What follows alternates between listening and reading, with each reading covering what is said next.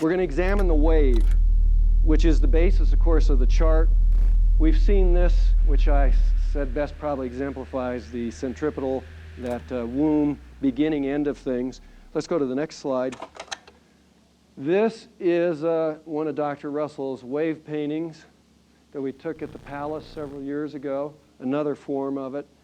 And again, you have your contracting and expanding spirals, and the 1, 2, 3, 4, 1, 2, 3, 4 male-female pairs, predominantly female, predominantly male here, predominantly female here, and you can see the color spectrums. In each position in the wave, remember, or I didn't say, one of the dimensions that Russell gives is color. So every element can be identified by its spectrum color, and that's what we use like when we did our transmutation experiments. Sex is a preponderance of polarity, whether you're predominantly discharging or predominantly charging. And that's why women are generally thought of as being warmer. Okay, let's go to some charts. This represents like the inert gases. These are the 4 potential locking points. This is your male and female opposites. This is the male end, the red end of the spectrum. This is the blue-green. This is yellow-orange end of the spectrum. These are like the first locking point, the first effort. This is like to form your mature form here. And in the center, this is like the collision point where those 2 anode poles hit right here. And then we're looking at the side view of the centrifugal spiral coming off there. This represents the cathode, where you have rings that are compressing, trying to close the hole. If you just consider this ring in its hole without these other ones, it's a big hole. And as it compresses in octave progression, it's attempting to close this hole at the center of the atom, if you would. Once you've closed that hole almost at the carbon line, the centrifugal spirals are expanding, and you've got a hole bored through the element as it disappears and goes back into the space from which it came from. So it's like an infolding, an outfolding, or unfolding, refolding process. Next chart. I wanted mostly to draw your attention to 2 things, I think, in these charts. Russell talks about, okay, anytime you got a polarization process, you're going to have the division and you're going to have equators. You've got the cathode pole as a dividing equator. The anode poles, like here, are uniting equators. And once they unite, they void their opposition in oneness, and the polarization that apparently was there disappears.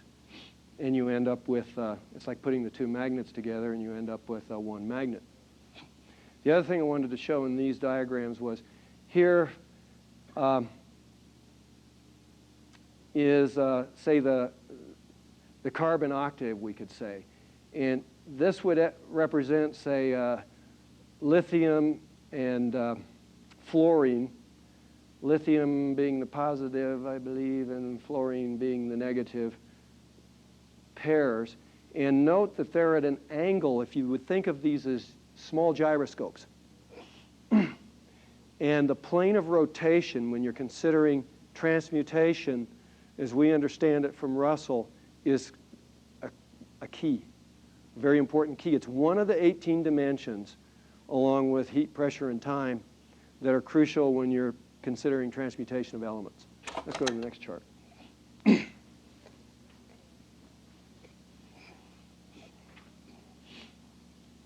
This is a gravity bar, which is commonly known as a bar magnet. It represents a compression principle created by a series of biconvex lenses located in the wave axis distance apart, inverse the cube volume, and square the distance and length. Remember this compression principle when you think of the wave, and I'd also say you want to see its opposite. The lenses will reverse, and instead of compressing in this direction, you're going to go with biconcave lenses. The lens will be just the opposite, and it'll expand out. Let's go on to the next one.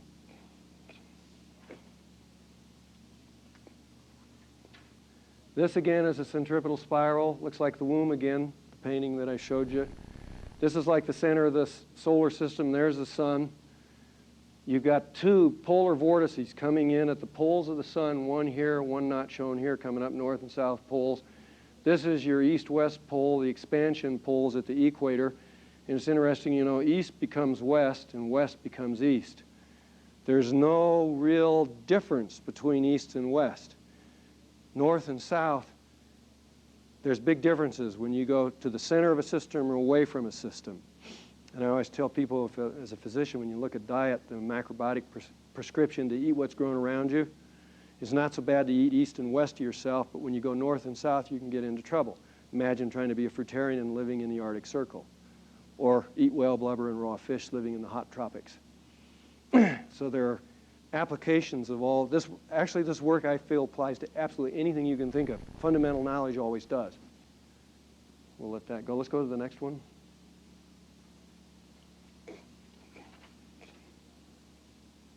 One cycle of an electric current is shown here. The cathodes compressing, the anodes where they meet and collide, forming another expansion wave. And he would say that within each octave and within each element you could think of as tones on a musical scale. So here you have the musical scale that I was trying to bring out a minute ago and lost my marble. Here's the keynote, C, D, E, F, G, right, F, E, D, C. The cube and the sphere, he would say, are the sole working tools of creation. He would say that all forms of matter that you can think of are going to be variations on that. And put the next one up right away. That if you have an explosion, which is when these two anodes unite and you get the centrifugal spiral, a polarization process, any explosion is resisted at the very moment that it starts, and it starts to flatten what was a straight line radial direction. Never anywhere in the universe ever is straight. It's immediately resisted and it starts to curve and bend that straight line motion, and you would end up with your cube. It's like if you take a bunch of tennis balls and put them together.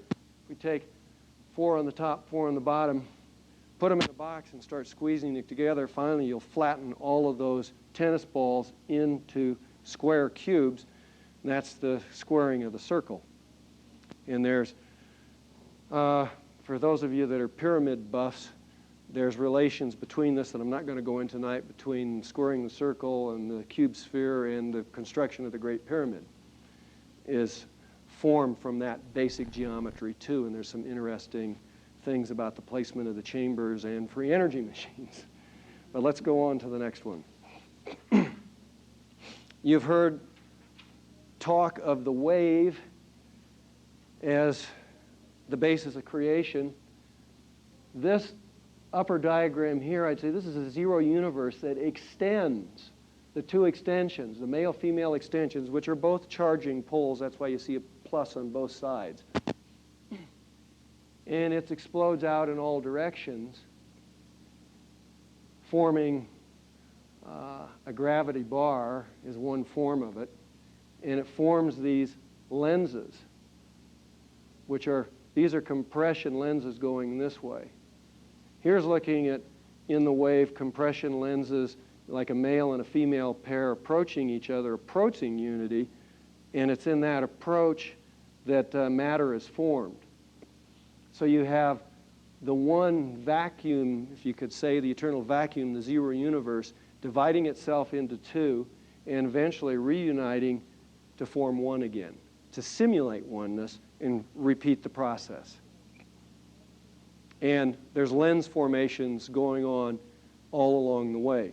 Russell would say that a wave is generally thought of as this, just here, what we see on the top, that you see, it's like the thing, but you don't see what some people are calling the virtual wave, the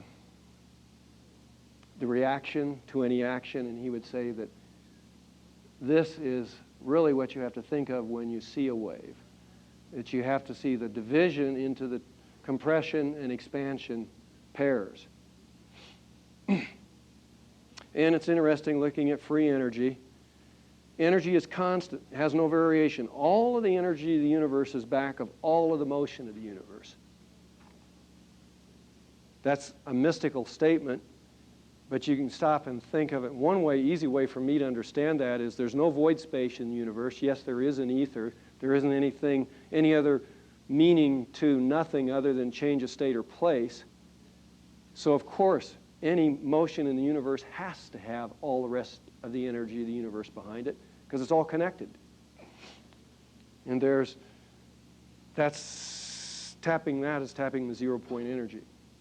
Apparent variability of energy is due solely to variability of dimension. Time dimension decreases the speed in favor of power dimension of higher potential. I'm going to forget that. Let's go on to the next one. That's one of the dimensions, and we're not there yet.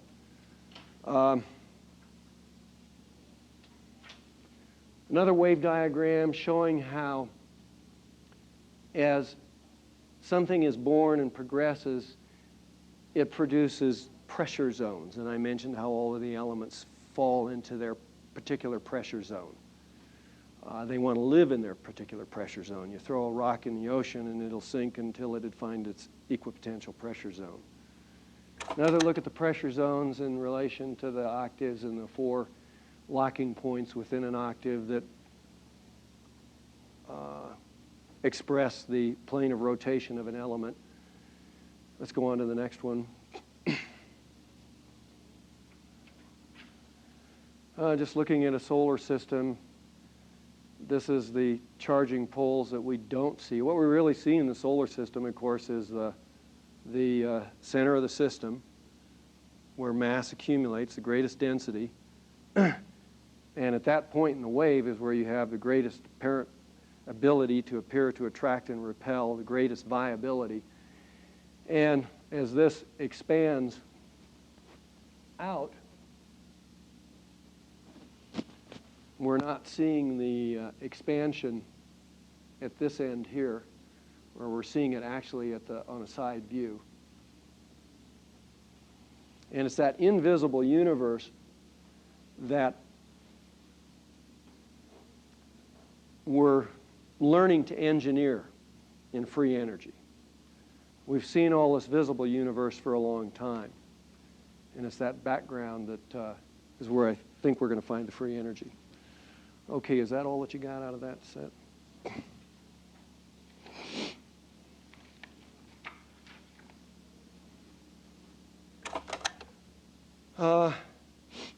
Russell described, I think, what's a self-evident experiment, but it could certainly be done, performed to prove Russell and disprove Clausius.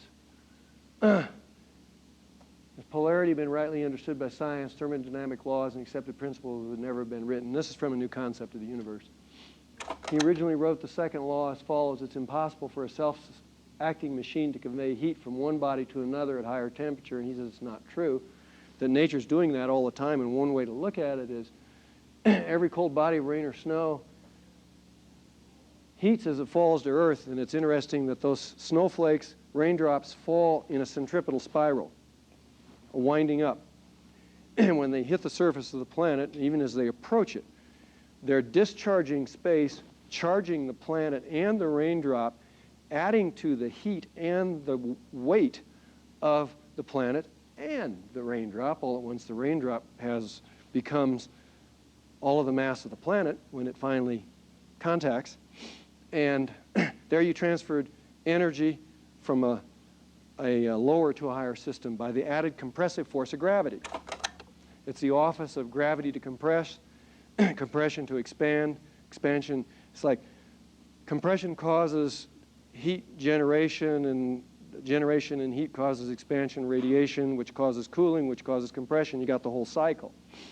And so then when evaporation comes in the other end of the cycle, it's interesting that those particles leave the planet in a centrifugal spiral to form the water vapor and the clouds that recondense again through a centripetal process and fall on the planet.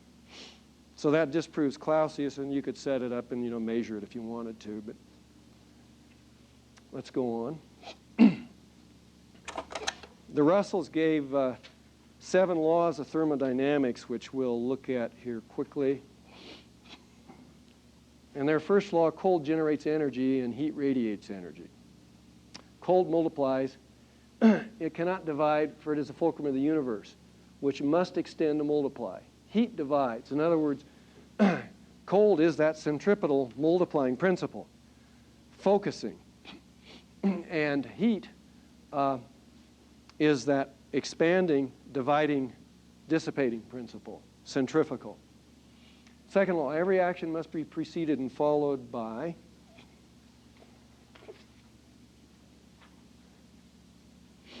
its equal and opposite reaction. So heat's a reaction of cold, and the moment you start to compress or expand, the other one begins. And it's where you're at in the cycle, whether you're predominantly charging, coming in on a centripetal spiral, or predominantly discharging and going out on a centrifugal spiral, depends on whether you're male or female, compressing or expanding. So cold is static. They use the word cold as their static, unchanging, unconditioned, it eternally lives. All of those words are what I'd call words of God. They're words that describe the infinite universe beyond polarization. So they're using cold as their one expression. Cold light is the basic one thing of this universe. All those are one, basically religious expressions, I'd say. Heat waves are dynamic, forever changing, and dually conditioned. We're right back into the relative universe of yin and yang, or the opposite polarities. The compression, expansion, pump, the dual charge, that every particle and all the 18 other dimensions that will be exhibited by any particle in the relative universe. They're eternally living and dying to simulate life. Cold light is the omnipresent basis of universal intelligence and energy. You're back into the absolute universe again here. Hot waves of light, we're back in the relative universe, which man calls matter, dual charged, are simulation of intelligence and energy. There's no intelligence or energy in matter. They're saying that's just an expression of the concept in inertia that's found in this in the absolute universe. Static, cold, and dynamic heat. This is the absolute universe. This is the relative universe. Express their opposite energies at angles of 90 degrees from their axes of rotation. In other words, that cathode plane, the cathode end of an electric current, that's the one that's at 180 degrees, where the anodes collide and form the center of any system. That's the 90-degree angle plane if you're looking at the elements. You could think of the inert gases are the static universe, and the amplitude elements, the center of any wave, those are the best expression of the dynamic universe. Cold retains its static motionless condition along the wave axes. In other words, you always have that inertial plane, that 0 point, anywhere in any wave. So we should be able to tap it anywhere in any wave. Along wave axes where motion ceases at points of maximum heat. In other words, the center of the system where you simulate oneness is where you reverse polarity and you get as close as you can to no motion through maximum motion. While heat extends along equators, along the centrifugal spiral to again expand as cold. So that heat that you compressed into the center of the system now expands out along the centrifugal spirals. Sixth law, cold compresses, cold multiplies cold. In other words, you wind up matter tighter and tighter to create heat. The one substance is wound up tighter and tighter to create form. Heat expands to divide heat into cold. Varied pressures of heat constitute the octave color spectrum cycles and the octave chemical cycles of matter. Heat is one of the 18 dimensions of matter again. Anything in the universe will have its temperature that you can identify it by. And I would say the radioactive elements represent tremendous heat and pressure being released. This is another form of the wave painting that's in the frontispiece of The Secret of Light. And you can see your cathode with your female, because it's predominantly the blue-green charging pole. Here are the male, predominantly red-orange charging pole. So here is the one cathode. The plane there, 180-degree plane, expresses the zero universe from which all parts of universe spring as conditioned sex-paired forms. And here we have them uniting in the centers of the systems down here where you see maximum heat and the creation of ultimately white hot light. The 18 dimensions of matter. The first three, length or distance, breadth, the area, the thickness, the volume, all three are born out of the inertial plane as opposition to gravitation and radiation. Gravitation measures the northerly opposed distance limitation of the wave at trough and crest and points at wave amplitudes. These are the overtones. I'm hoping some of this will get through. Or electric gravitational apices. Radiation measures the southerly opposed area limitation of the wave at harmonic circles at inertial plane or still magnetic base by connecting overtones with every point of the harmonic circles. Opposing cones or volume are produced and born out of inertia. We recognize easily, I'd say, the three dimensions, these first three dimensions. This is out of the universal one, and I want to go right on to the next chart that you've got there.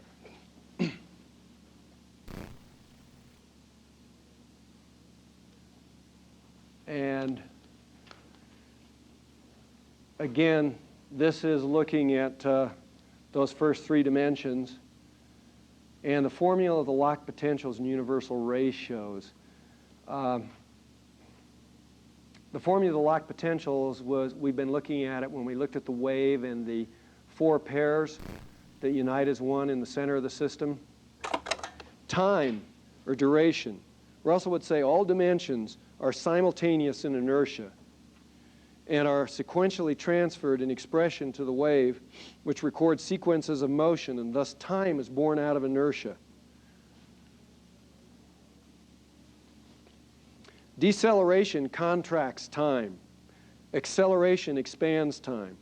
And deceleration, of course, is centrifugal force dominance. Acceleration is centripetal force dominance. Time power appears by lengthening the day and shortening the year, and disappears by reversal of these effects. So if we look at Mercury in its system, the solar system, its day is incredibly long because it's a very young element. It's close to the center of the system. Say Saturn, Jupiter that are farther out, just the opposite.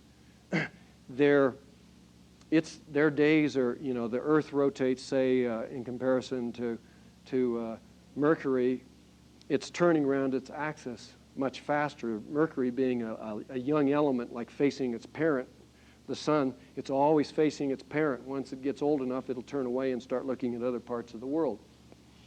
So time power appears by lengthening the day and shortening the year, and disappears by reversal of these effects. Speed power appears by shortening the day as you age, your days get shorter, and lengthening the year, and disappears by reversals of these effects. The day is lengthened by increased revolution and decreased rotation.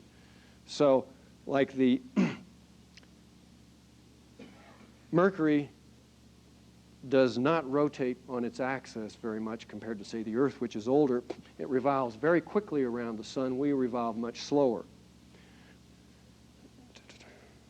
Thus, variation of time dimension changes the ability of mass to appear to attract and repel, and thus is related as all dimensions are to gravitation and radiation. Next chart.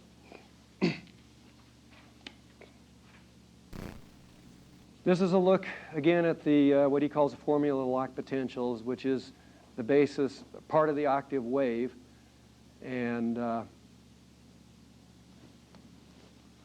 And you can see expressions of sex there again.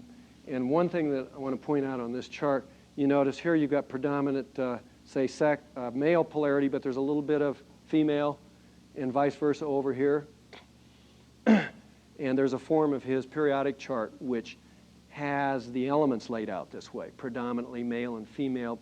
It's in the chart that you saw, but there's another form we haven't looked at yet that follows a spiral pattern. So it's like the yin-yang symbol, where you've got a little bit of yang and yin and vice versa. There's never a single charged particle. It's always dual polarity. So put it the next one up. Male and female, the essence of the polarization process by expression of concept in opposing cones of inward and outward direction of pressure predominance, a compressive inward gravitation and expansive outward radiation pressures, thus sex is born out of inertia. And this has to do here, I think, with pressure and potential. Both occur, this is the 6th and 7th dimensions, both occur within opposing cones of sex energy by reproduction through sex union exerted in sequence and in opposing pressures and potentials. They are thus born out of inertia. Go on to the next one. Temperature. Everything within its wave, not only will it show its sex, it'll have a particular pressure and potential which it wants to find. And I mentioned that, say, the radioactive elements have a potential that really doesn't belong on the surface of the planet. Temperature. This is color. And pressure. Pressure zones are sustained by pressure walls exerted in defined locked potential positions. And those are also related to the plane of rotation of an element.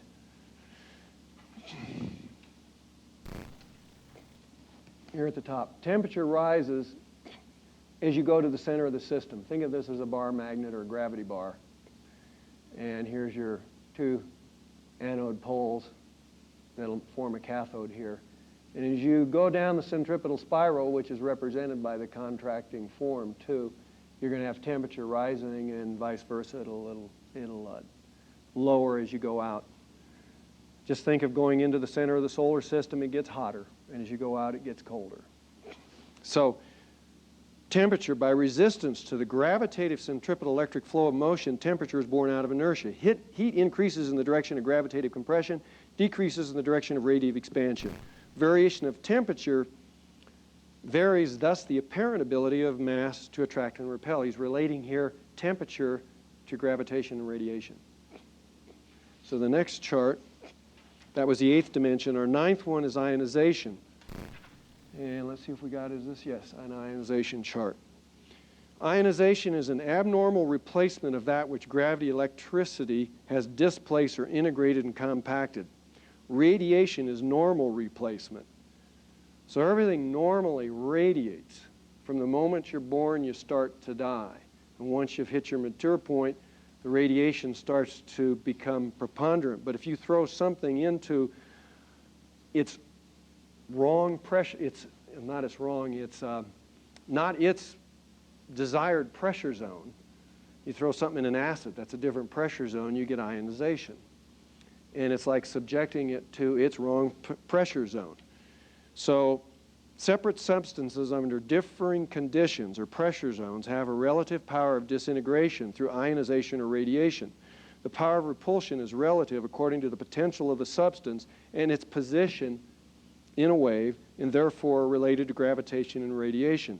Ionization decreases as generation increases and vice versa. In other words, in any system, if you put more life force into it, you will not have abnormal replacement or ionization.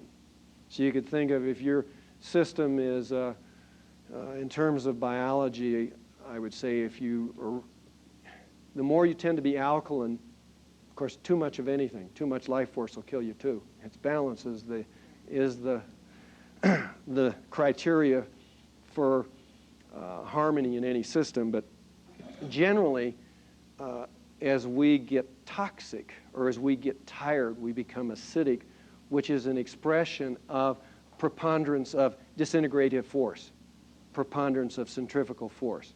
So ionization increases then, and it'll decrease as you... 5 minutes. Oh, boy. Well, I'm going to just tell you that the last dimensions here, we've got crystallization, valence, which I'm not going to go into, axial rotation, mass, which I mentioned as you go up, go from the 1st to the 9th octave, it increases. Everywhere along the wave, you've got color spectrums, And we looked at that to some degree with the blue-green as being the female end and the red-orange as being the male end. And then the plane, which I mentioned in transmutation, is crucial. And ecliptic, which you'll have to go to the universal one. Well, here's we've got some, he's got some diagrams here. And tone is the 18th dimension. And I would say knowledge of these dimensions, virtually all of them, is imperative for science at this time for it to open wide the doors to the age of transmutation that the Russells revealed. And I've never known of anybody that has really expressed these dimensions to matter and how they would relate to transmutation. And in the last few minutes here, and go forward again. Russell talked about prolation and oblation as you retune an element, change its tone, which is changing its elemental character. And in the universal one, these are, you're looking at oblation occurring here, where a true sphere becomes more, its equator expands and its poles contract, and eventually you have a big hole bored in it. And you start from a nebulous plane, and it's prolating, its east-west poles really are contracting to form a true sphere. And that's a prolated form. This is an oblated form. And the position of externally applied, or in biological organisms, internally applied electromagnetic fields, you can prolate or oblate an element and change its character. These are showing different elements. A young element, more aged. Here's the center of the octave wave. And if you were to see plutonium, you would see just the opposite of this. You'd see a great big hole with a little bit of matter out here. This is the plane angle of rotation, again, that's important that Russell talked about. Where that element rotates in its octave is one of the key parameters for transmutation. And you have to set up your fields to engineer that plane of rotation. I would think of, in transmutation, it's like, I liken it to making cookies. And you take the one substance and you get it all excited by heating it up and making it fluid and molten, and then you drop it in a mold, which is your external magnetic fields, and let it cool down. And that's how you make a new element. This is one of Walter Russell's paintings of a solar system, center of the system and its children. And we need to look at our place in the whole universal system. Where does humanity fit in this play of creation? We need to see the whole cycle of life and death, eternal life and death cycles, and how it affects all of our institutions. This painting by Walter Russell, I'd say in a sense, shows us our destiny. We were born from the infinite universe, that still magnetic white light that Russell says centers every part of the relative universe that you can see. We were born from there, and this painting shows our ultimate return to the center of the system. This is a comet returning to the sun. He says that's the ultimate fate of every comet, and it's really what happens as planets and systems break up to form smaller and more disintegrated systems, and then ultimately the death of that system, see, it returns to the sun and continues the cycle. And I'd say that's our ultimate destiny, is to return to our center, return to the universal one from which we sprang, and that's the whole purpose of the play of creation. And the Russell's work, we've been concentrating here on science, and I would say there's another aspect of it, which is the spiritual aspect. And the home study course starts with meditation, and that's how you prepare yourself, you might say, to return to your sun, and also how you can return to your sun daily for inspiration, which is how Russell said he got all of this. He didn't go to school to get any of it. Thank you.